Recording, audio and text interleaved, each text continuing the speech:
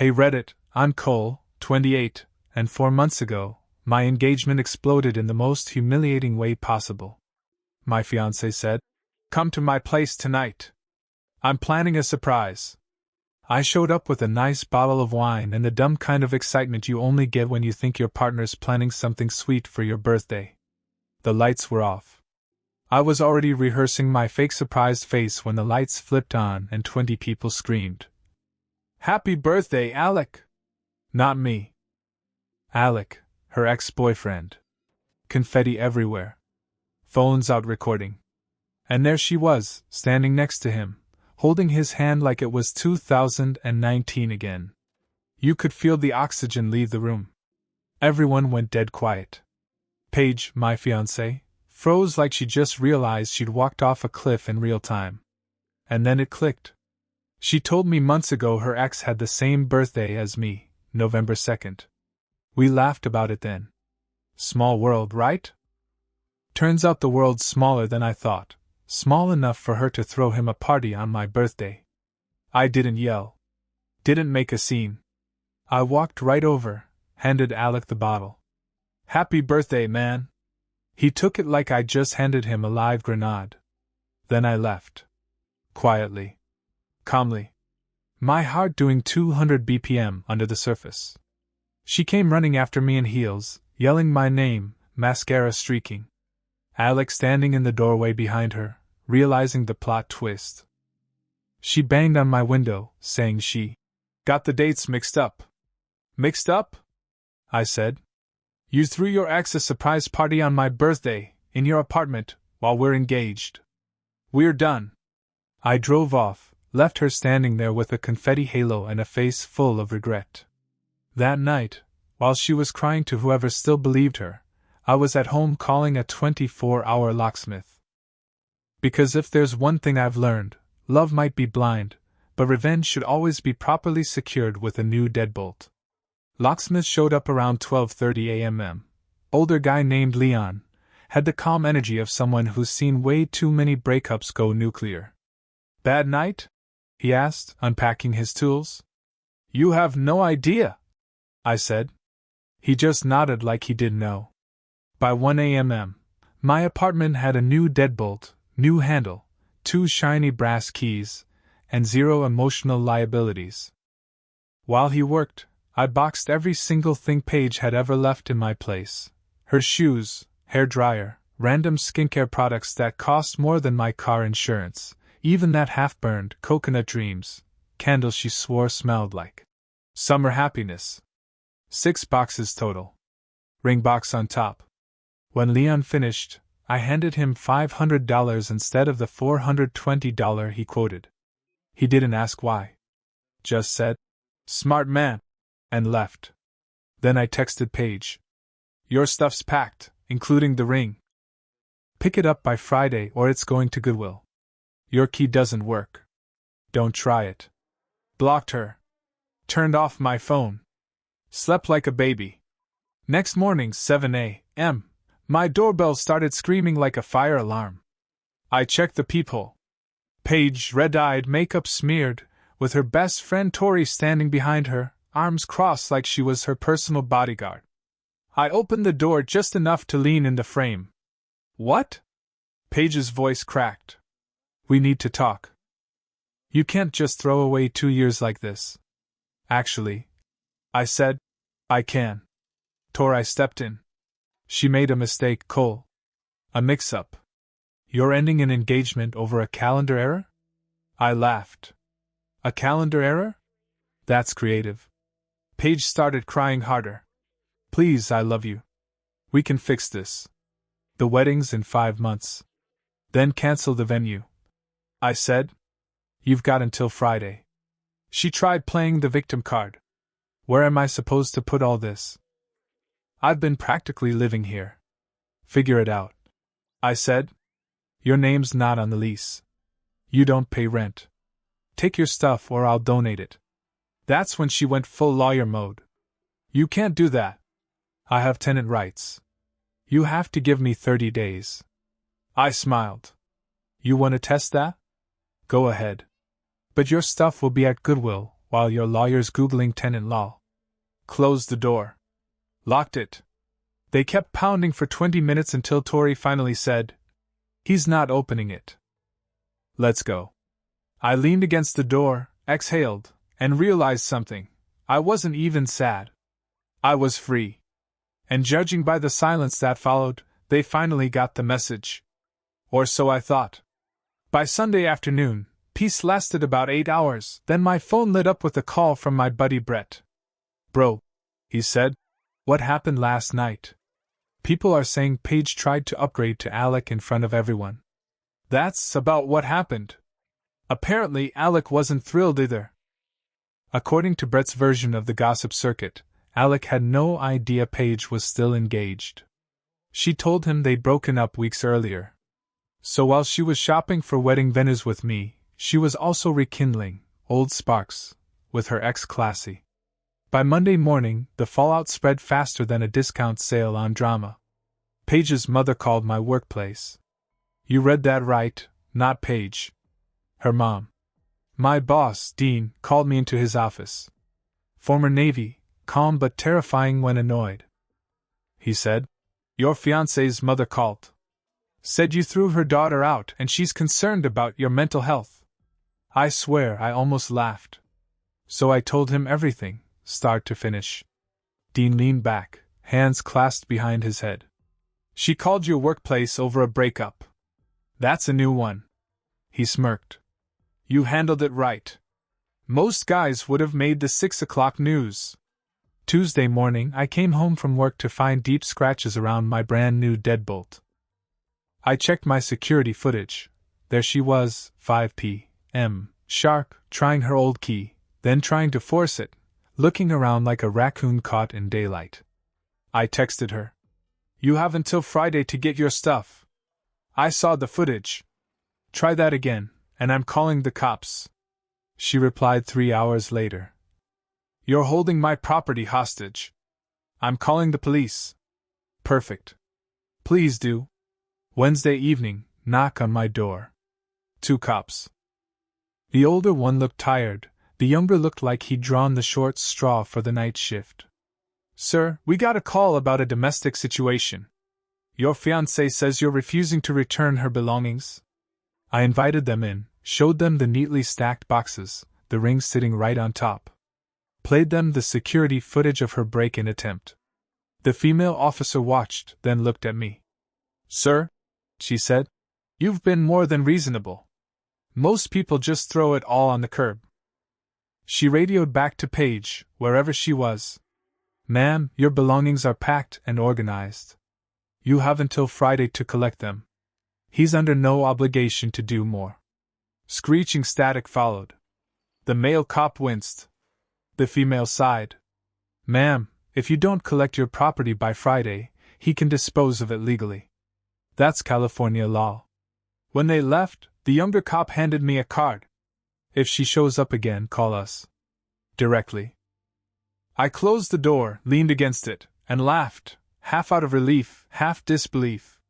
The girl who once color-coded our wedding Pinterest board had just tried to break into my apartment and sick the cops on me. And somehow, I knew this was only the beginning. Friday morning hit like a courtroom drama. Paige's mom and her best friend Tori showed up with a rented U-Haul, both wearing that "we're here to make a scene" energy. I opened the door, stepped aside, and gestured to the 6 neatly labeled boxes stacked like evidence in a trial. Her mom started immediately. "You've destroyed her life. My daughter is homeless because of you." I crossed my arms. "She ended her own lease." "She did that because you proposed," the woman shot back. "She trusted you'd move in together." I said nothing. The silence drove her nuts. Tori joined in. "You can at least help load the boxes. Don't you feel any shame?" "Already helped," I said. "Packed them for you." That shut them up for a whole 3 seconds before her mom went nuclear again. "She's keeping the ring. She earned it." I pulled out my phone. "Great. I'll just file a theft report for an $8,500 conditional gift. I've got the appraisal, receipt, and insurance docs in my name. You want to test it? She hesitated, put the ring box back down, then muttered something about karma. They hauled everything into the truck while throwing verbal grenades over their shoulders. I just stood there, sipping coffee, documenting everything for my lawyer. An hour later, the U-Haul pulled away. Silence again. I thought maybe, finally, peace had returned. I was wrong. Saturday afternoon, a certified letter arrived from a law firm. Demand for $12,500 in damages. The breakdown: $4,100 for relocation costs, $2,600 for storage fees, $5,800 for emotional distress and reputational harm. Apparently I maliciously breached verbal promises of cohabitation, which caused her severe emotional trauma. I laughed so hard I nearly dropped the letter in my coffee. Then I called a lawyer my coworker Miles had recommended, guy specialized in family law disasters. He read the letter, chuckled, and said, "Oh, this is cute. I'll draft a response." 30 minutes later, I had an email. Your client terminated her lease without consent. My client never agreed to cohabitation. Any further contact will be treated as harassment. Miles called me after sending it. Keep documenting everything. She's spiraling. Already was. By Monday morning, her mom called my boss again. Dean didn't even blink this time. Legal's handling it, he said. By Wednesday, the cops showed up, again. This time? A theft report. Paige claimed I'd stolen her laptop from her former residence. I showed them the security footage of her and her mom hauling the boxes away. Every item labeled. Every timestamp crystal clear. The older detective closed his notebook. If this report's false, she's in trouble. Spoiler, it was false. And that's when I realized I wasn't dealing with heartbreak anymore. I was dealing with warfare. Thursday morning, building management called me. Mr. Grant, we received an anonymous complaint. Noise, yelling, disturbance from your unit last night. I almost choked on my coffee. Check the entry logs. I was asleep by 11. Alone. They did. I was right. False report. They flagged her name in the system for harassment. Friday, 9 a.m., sharp, she returned with her mother and Tori to pick up the rest of her boxes. I didn't say a word this time. Just opened the door and stood there while they loaded the truck. Her mother kept muttering. Cruel. Vindictive. She trusted you. I scrolled my phone and nodded absently like she was reading grocery prices. They grabbed the ring box again, of course. I repeated. Conditional gift. Wedding's off, ring stays. Her mom's jaw clenched. You'll regret this. I smiled. Probably not. 2 days later, I got the best update yet. Alec, her ex, called me himself. Hey man, I know you probably hate me. He started. Depends, I said. You dating her again? He sighed. No. She told me she was single. Said she ended the engagement 2 weeks before that party. I had no idea you two were still together. Turns out she'd been meeting him for coffee for weeks, telling him we'd split, telling me everything was fine, and planning to reconnect with him at that party. I sat there in stunned silence. So that whole night, I said, was her public rebrand. Guess so, he muttered. Anyway, I'm sorry, man. I wouldn't have gone if I'd known. I actually laughed. Don't worry. You got hit by the same train I did. But the thing about Paige, she didn't know when to quit. Monday morning, my building's security called.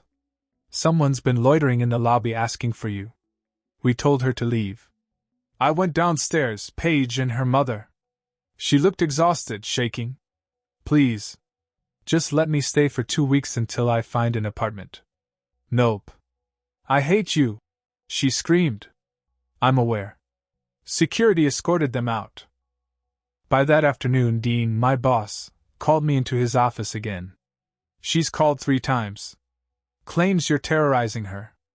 I've looped in HR. So I sat with HR for an hour, showing every text, police report, footage, legal document, everything. The HR manager looked up after 20 minutes and said, "This is one of the most thorough evidence logs I've ever seen. You're fine. We'll deal with her if she contacts the company again." Wednesday morning, my building's security called again. Glass broken near your apartment window. Brick. Floor. Shattered glass everywhere. No witnesses. No cameras on that side. Police report filed. $850 insurance deductible. And I still thought that would be the end of it. But Monday morning, when I got to the garage, my Dodge Charger looked like it had been through a riot. 4 slashed tires. Mirrors gone. Windows smashed. And across the driver's side, one word carved deep into the paint. Abuser. I just stood there staring at my car, my 10-month-old Charger, looking like it had survived a zombie apocalypse. Paint gouged to bare metal, glass everywhere, all 4 tires slashed, mirrors ripped clean off. The insurance adjuster showed up that afternoon, circled it twice, and said, "We're looking at roughly $7,300 in damages." Happy Monday to me. The security footage caught a blurry figure in a black hoodie around 3:45 a.m. Short, small build, nervous energy. Didn't see a face, but the way she moved, it screamed Paige. She knew where I parked, knew the timing, knew I'd find it right before work. Classic Paige, dramatic with bad timing. I called my lawyer Miles. "Document everything," he said. "Photos, police report, repair estimate. We'll use it." Tuesday morning, a new text from an unknown number. "Stop ruining my life or it gets worse." Screenshot. Forwarded to police and Miles. Restraining order filed. Then came the kicker, she filed her own restraining order against me. Claimed I was stalking, harassing, and emotionally destabilizing her. The judge wasn't buying it. Her lawyer opened with, "Your Honor, my client is terrified for her safety." The judge looked at Paige. "Do you have any proof?" "She was at the grocery store when I was there," she said. "Public place," the judge replied. "Anything else?" She tried the "he got me evicted" story, and Miles calmly laid out every piece of documentation, text threads, break-in footage, police reports, her false claims, the vandalism photos, even the threatening text. Judge closed her file and said flatly, "Petition denied. Protective order granted, in his favor. 3 years. No contact. 100 yards minimum. Violation equals arrest." 6 days later, she violated it. Of course. Followed another resident into my building, started pounding on my door screaming my name. Security called the cops. She got arrested right there in the hallway. Spent the night in county. Judge gave her 6 months probation and a warning. Next time, it's jail. That's when I stopped being nice. Miles filed a civil suit, $9,750 total. The car, the window, locksmith, legal fees. Her lawyer tried to settle for $3,000. We said no. They came back with $5,500. Miles said, $9,750 or we go to court. They folded at $8,800, 4 payments over 4 months. The last one cleared last week. Alec, the ex, actually reached out later, apologized, even bought me wings at a sports bar. Said she tried contacting him again through fake accounts. He blocked them all. We both just shook our heads at how surreal it all was. Her reputation? Gone. Most of her friends bailed. Word got around about the party, the cops, the vandalism, the restraining order. Her job put her on a performance plan. Her own dad reached out once, apologized after seeing the court records. As for me, I got promoted. Bought a new set of tires. Sold the ring for $7,200 and took a solo weekend trip to Portland. And when April came, the month I was supposed to get married, I was in Sacramento, eating room service pancakes and watching a basketball game in peace. 4 months ago, she threw her ex a surprise party on my birthday. Now, she's the one living with her parents, surprised every day by how fast her own lies collapsed. Honestly, best birthday gift I've ever gotten. Happy birthday to me.